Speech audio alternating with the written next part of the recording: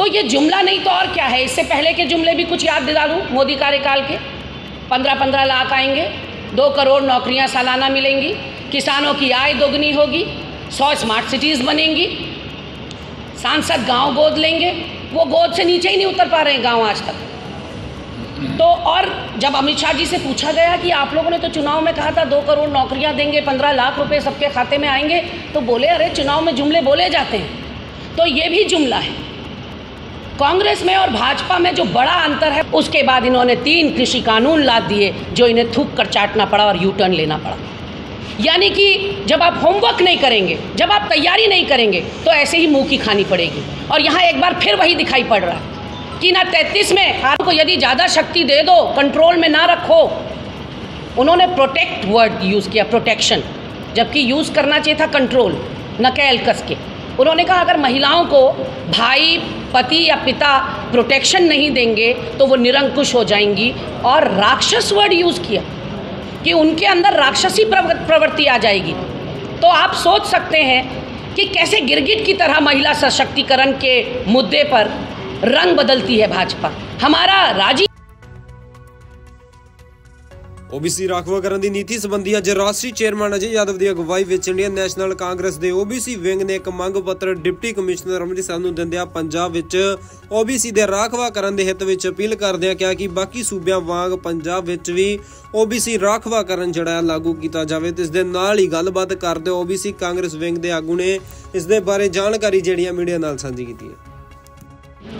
सम्मानित पत्रकार बंधु, अमृतसर की इस पावन भूमि को, स्वर्ण मंदिर की इस पावन भूमि को प्रणाम करती हूँ, नमन करती हूँ और आप सबका कांग्रेस कार्यालय में अभिवादन करती हूँ, स्वागत करती हूँ।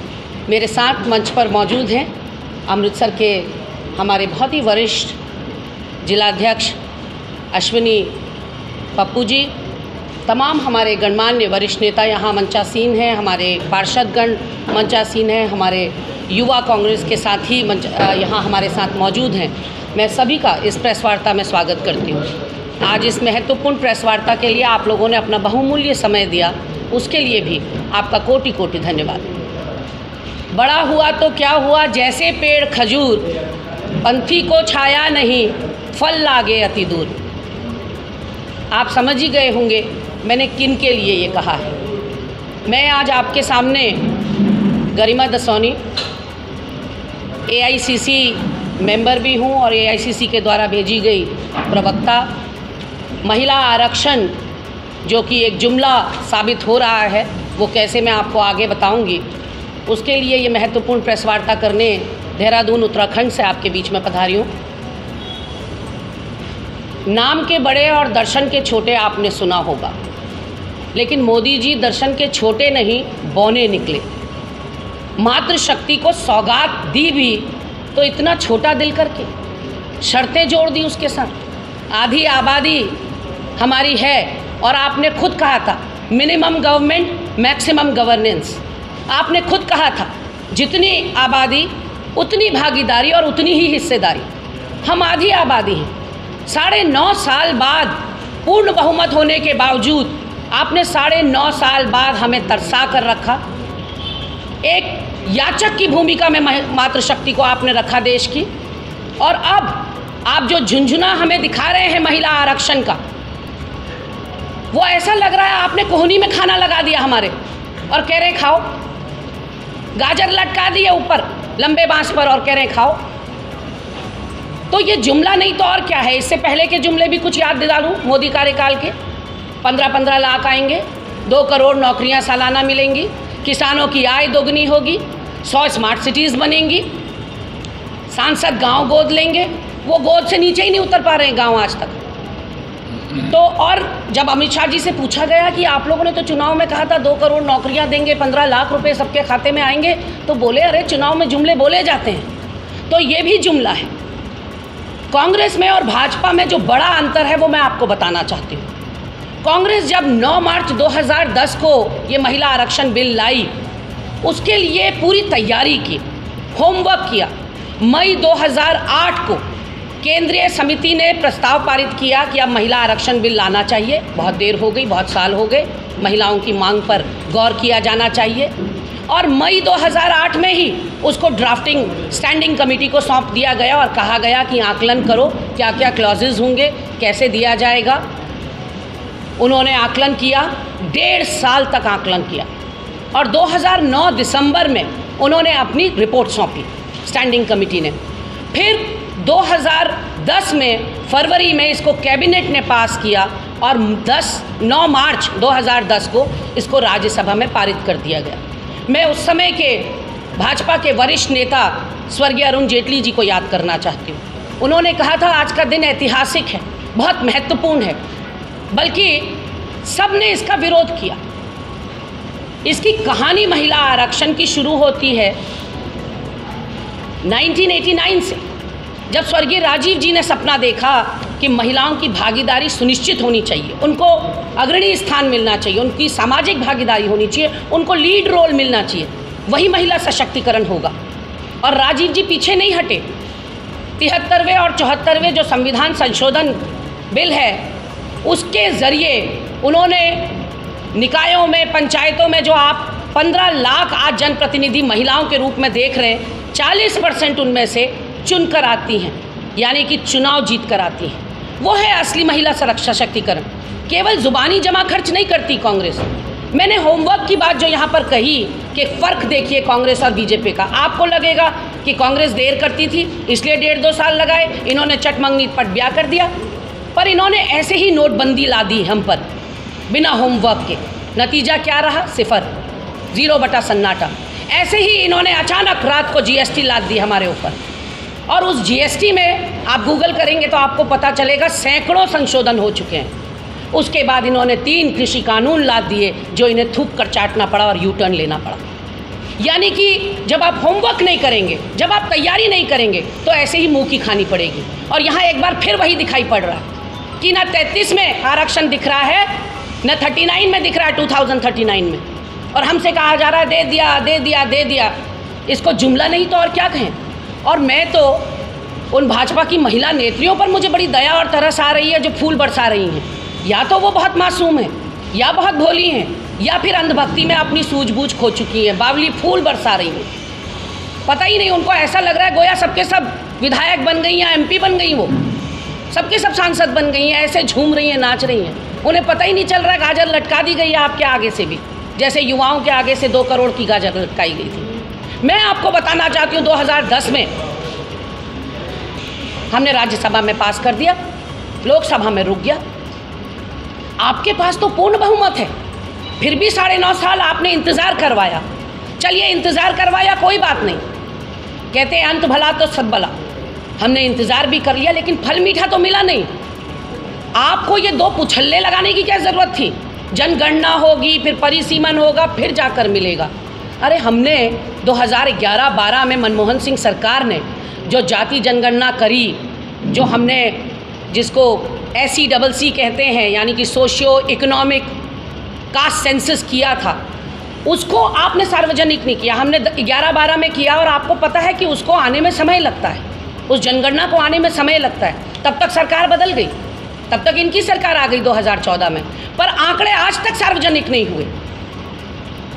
तो हमारी मांग है, हमारी 3 मांगे हैं प्रमुख, कि एक तो जो हमने जनगणना कराई उसके आंकड़े सार्वजनिक कीजिए, दूसरा 50% का जो आरक्षण का कैप है उसको हटाइए, और तीसरा कि दलितों को और आदिवासियों को उनकी आबादी के हिसाब से हिस्सेदारी और भागीदारी दीजिए। ये कांग्रेस की मांग है, कास्ट सेंसस की मांग है। आज महिलाओं को आप आरक्षण दे रहे हैं। आपको याद होगा 2010 में जब राज्यसभा में ये पारित हुआ तो अजय बिष्ट उत्तराखंड से आते हैं, उत्तर प्रदेश के मुख्यमंत्री हैं, योगी आदित्यनाथ भी कहते हैं उनको। योगी आदित्यनाथ ने इसे कांग्रेस का पाप बताया। उन्होंने ये कहा कि महिलाओं को यदि ज़्यादा शक्ति दे दो, कंट्रोल में ना रखो। उन्होंने प्रोटेक्ट वर्ड यूज़ किया, प्रोटेक्शन, जबकि यूज़ करना चाहिए था कंट्रोल, नकेल कस के। उन्होंने कहा अगर महिलाओं को भाई, पति या पिता प्रोटेक्शन नहीं देंगे तो वो निरंकुश हो जाएंगी, और राक्षस वर्ड यूज़ किया कि उनके अंदर राक्षसी प्रवृत्ति आ जाएगी। तो आप सोच सकते हैं कि कैसे गिरगिट की तरह महिला सशक्तिकरण के मुद्दे पर रंग बदलती है भाजपा। हमारा राजीव जी के समय से जो था महिला सशक्तिकरण पर, वो आज भी है। आज आप जो महिला प्रधान देखते हैं, जिला पंचायत सदस्य देखते हैं, ब्लॉक प्रमुख देखते हैं, जिला पंचायत अध्यक्ष देखते हैं, वो कांग्रेस की बदौलत है। वो कांग्रेस की दूरदर्शिता थी, वो राजीव जी की दूरदर्शिता थी, जिसको आगे बढ़ाया सोनिया जी ने, मनमोहन सिंह जी ने, पीवी नरसिम्हा राव ने 1992 में पास कराया उसको। फर्क वही मैं बता रही हूँ कि हम कमिटेड हैं। हम आज भी कास्ट सेंसस के लिए छत्तीसगढ़ में, मध्य प्रदेश में, राजस्थान में कमिटेड हैं। और बिहार ने तो सुप्रीम कोर्ट को इन्फॉर्म कर दिया कि हमने जातीय जनगणना पूरी कर ली। आप बताएंगे तो सही देश को कि देश में ओबीसी हैं कितने, या वो गुमनाम रह जाएंगे। जब सबको पता है कि भारत देश एक माला की तरह है, कई फूल हैं इस माला में, तो पता तो होना चाहिए देश के लोगों को। ये पारदर्शिता के लिए भी ज़रूरी है। सोशियो इकोनॉमिक समानता जो हम कहते हैं, सामाजिक, आर्थिक, राजनीतिक समानता, उसके लिए बहुत ज़रूरी है कि कास्ट सेंसस होना चाहिए। कांग्रेस पार्टी पहले दिन से इस बात को लेकर अड़े गए। और जब आपने कराया ये बिल, सदन में आपने पेश किया, आपने महामहिम राष्ट्रपति महोदया को नहीं बुलाया, द्रौपदी मुर्मू जी को नहीं बुलाया। पहले तो महिला होने के नाते उनका अधिकार था कि वो सदन में रहती। महिला भी छोड़िए तो उनका राष्ट्रपति होते हुए अधिकार था कि वो सदन में रहती। पूरी मातृशक्ति का अपमान नहीं तो और क्या है ये? आपने निश्चित रूप से अपमान किया है मातृशक्ति का। और जो महिला पर बड़ी बड़ी बातें कर रहे हैं, आज उनसे महिला आरक्षण की बात कर रहे हैं। इससे पहले अच्छे दिन का वादा था, बेटी बचाओ बेटी पढ़ाओ का वादा था, स्वच्छ भारत का वादा था, नमामि गंगे का वादा था। आज ज़रूरत क्या हो गई है? भाजपाइयों से बेटियों को बचाने की ज़रूरत पड़ गई है। पढ़ा तो हम लेंगे बच्चियों को, पहले बचें तो सही आपके चंगुल से। क्या हुआ ब्रजभूषण शरण सिंह के केस में? पहलवान बेटियां चित्कारती रहीं, कलेजा फाड़ के रोती रहीं। सड़कों पर आपने उनको आने को मजबूर कर दिया जो गोल्ड मेडल देश के लिए लाया करती थी। आपने क्या किया हाथरस में? आपने क्या किया कठुआ में? आपने क्या किया उत्तराखंड में? अंकिता भंडारी जिसके साथ कई बार दुष्कर्म और उसकी हत्या हुई, वो भाजपा के पूर्व राज्य मंत्री और आरएसएस से बहुत जिसके तार जुड़े हुए हैं, विनोद आर्या के सुपुत्र पुलकित आर्या ने की। और उत्तराखंड से आई हूँ तो आपको सुबह से शाम हो जाएगी सुनने में कि भाजपा के नेताओं ने वहाँ यौन उत्पीड़न कितनों का किया और कितने केस लंबित हैं, चल रहे हैं। वनंतरा रिजॉर्ट में उस 19 साल की रिसेप्शनिस्ट अंकिता भंडारी की हत्या कर दी गई दुष्कर्म के बाद। फिर चीला बैराज में उसके शव को फेंक दिया गया। और ऊपर से तुर्रा देखिए कि जहां अपराध होता है उसको सीज किया जाता है, सील किया जाता है। इन्होंने बुलडोज़र चला के साक्ष्य और सबूत मिटा दिए। इन्होंने 2 बार पुलिस की मौजूदगी में उसी महीने में आगजनी करवा दी, सब नष्ट। उसका जो बिस्तर था जिस पे वो सोती थी वो उठा के स्विमिंग पूल में डाल दिया। 18 सितंबर पिछले साल उसकी मौत हुई। आपकी आंखों में आंसू आ जाएंगे ये सुनकर कि इस 18 सितंबर को भाजपा की किसी नेत्री या किसी नेता ने उस उत्तराखंड की बेटी या बहन को श्रद्धांजलि देना तक गवारा नहीं समझा। एक दिया, एक मोमबत्ती उसके नाम की नहीं जलाई। इसका मतलब क्या समझा जाए कि भाजपा समूची विनोद आर्या, पुलकित आर्या के साथ खड़ी है। अंकिता क्या पहाड़ की बेटी नहीं थी? वैसे ही अनगिनत पूरे देश में आप निकालेंगे तो आपको हाथरस और कठुआ जैसे केसेस मिलेंगे, जिनको रात के अंधेरे में जिनकी चिता को आग लगा दी जाती है ताकि दुनिया को पता ना चल सके। ये है इनका महिला सशक्तिकरण। तो साफ बात यह है कि महिला आरक्षण बिल एक आई वॉश है, एक झुंझुना है, एक गुगली है मोदी की महिलाओं के लिए। जैसा कि मैंने कहा, बड़ा हुआ तो क्या हुआ, जैसे पेड़ खजूर। बड़े तो नाम के बहुत हो गए मोदी जी, लेकिन फली किसी को नहीं मिल पा रहा है, आउट ऑफ रीच हो गए हैं। वहाँ युवा नौकरियों का इंतज़ार कर रहे हैं, किसान जो है एमएसपी का इंतज़ार कर रहे हैं, अपनी आमदनी दुगनी होने का इंतज़ार कर रहे हैं, महिलाएं जो हैं आरक्षण का इंतज़ार कर रही हैं। आपको ये भी याद दिलाना चाहती हूँ, 2016 में महिला दिवस के दिन चिट्ठी लिखी सोनिया जी ने, और अनगिनत चिट्ठियाँ अभी तक वो मोदी जी को लिख चुकी हैं कि make use of your majority. हमारे पास मेजॉरिटी नहीं थी, हमारे हाथ बंधे हुए थे, आपके तो नहीं बंधे हैं। और एक विपक्ष देखिए राय दे रहा है। हमें भी पता है कि आप आरक्षण अगर आज से लागू कर देंगे तो फ़ायदा किसको मिलेगा?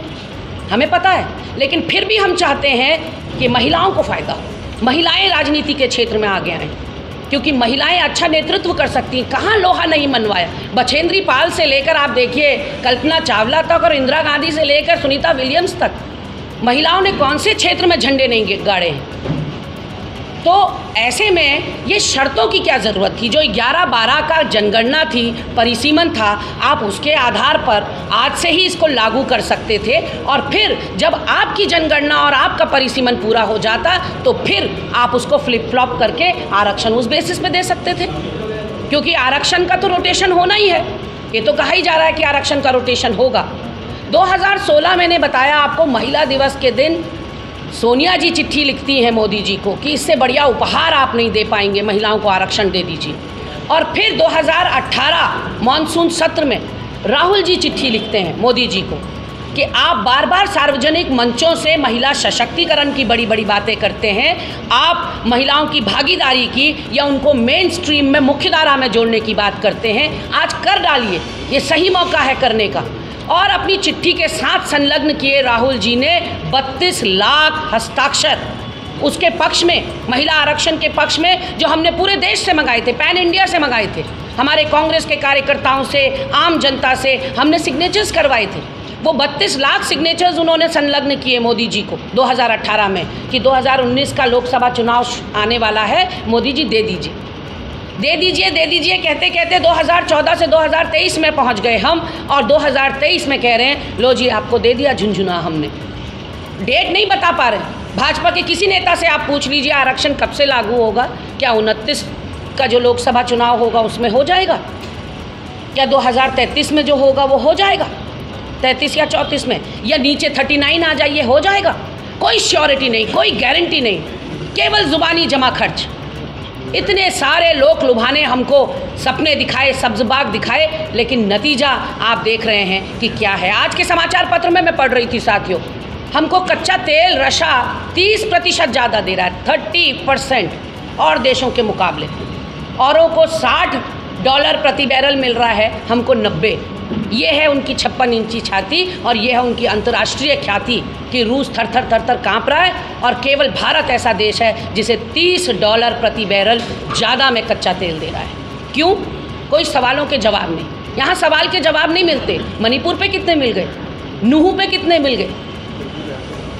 तो जब सरकारों को बहुमत मिल जाता है वो ऐसे ही निरंकुश और ऐसे ही अराजक हो जाती हैं जैसे इस समय केंद्र की सरकार है। किसी की कोई सुनवाई नहीं है, ना मीडिया की, ना जनता की, ना विपक्ष की, और ना आधी आबादी की। आपको आधी आबादी को यदि सौगात देनी थी, आप मंचों से तो कहते हैं यत्र नार्यस्तु पूज्यन्ते रमन्ते तत्र देवता, या कहते हैं कि या देवी सर्वभूतेषु शक्ति रूपेण संस्थिता नमस्तस्य नमस्तस्य। ये मंचों से सुनने में बड़ा अच्छा लगता है, लेकिन किया क्या आपने? एक भद्दा मजाक किया है देश की महिलाओं के साथ। और मैंने जैसा कि कहा, मैं हतप्रभ हूँ भाजपा की महिलाओं को देखकर कि इधर धुन बजती है उधर नाचने लगती है, समझ में उनको नहीं आता। 76 साल हमारे देश को आज़ाद हुए, आज भी महिला जैसा तो क्या कांग्रेस में आएगा? हमने तो इतनी महिलाओं को जो है टिकट दे दिया। नहीं, बिल्कुल आपने ठीक कहा कि हम पार्टी लेवल पे भी वो डिसीजन ले सकते हैं या ले सकते थे। उसमें होता क्या है, जब तक सपोज़ मैं आपको एक उदाहरण के तौर पर आपको बताऊं कि अगर सरकार हेलमेट पहनने पर चालान नहीं करेगी, एक्शन नहीं लेगी और कहेगी कि नागरिक खुद अपने बच्चों को या अपनी जान की रक्षा करें, तो आप में से कितने हेलमेट लगाएंगे अगर चालान नहीं होगा? तो शायद आधे भी नहीं। इसलिए कानून की ज़रूरत पड़ती है कि हमारी पार्टी पुरुषों से, महिलाओं से, दोनों से बनती है। तो अगर कानून नहीं होगा तो आप सोच सकते हैं कि जब पार्टी महिला कैंडिडेट विदाउट बिल या विदाउट कानून के थोपेगी तो कितना रोष पनपेगा। जब कानून नहीं है तो फिर जो वहाँ तैयारी कर रहे हैं सालों साल से, फिर उन सब का अधिकार है टिकट मांगने का। पार्टी लास्ट टिकट डिसाइड करती है, वो बिल्कुल बेहतर बात है, लेकिन जो तैयारी करते हैं उनके ऊपर कोई तो ढाल चाहिए। तो वही चीज़ हम कह रहे हैं कि जब हम आधी आबादी हैं, और भाई साहब देखिए, आधी आबादी यदि हमें कह रहे हैं तो वो कौन है हमें देने वाले, कौन हम लेने वाले? हम तो बराबर है ना। ये है ना कि जैसे बिल बन गया तो मान लीजिए कोई MP है तो उसकी पत्नी को बिल्कुल सच कहा आपने। होता है जी। तो इसलिए आप लोग एग्जाम्पल सेट करिए ना और एक बीजेपी को पूरा जवाब दीजिए 2024 में। देखिए, हमने आधी आबादी अगर आपको वोट देगी, अगर उनके लिए आप एग्जाम्पल को सेट करेंगे तो आप देखने वाले बनेंगे। बिल्कुल बेहतरीन। हम अपनी पार्टी के पटल पर इस बात को लगातार उठा रहे हैं। प्रियंका जी ने एक नवीन प्रयास करने की कोशिश करी, लड़की हूँ लड़ सकती हूँ से। उन्होंने स्लोगन दिया लड़की हूँ लड़ सकती हूँ, और उन्होंने बहुत महिलाओं को टिकट दिया यूपी इलेक्शंस में। तो डेफिनेटली आपको एक राइज तो दिखेगा। वो 33% होगा नहीं होगा वो मैं नहीं कह सकती, क्योंकि मैं उसके लिए अधिकृत नहीं हूँ, एक पार्टी की छोटी सी सिपाही हूँ। लेकिन आपको एक राइज महिला टिकट में ज़रूर दिखेगा।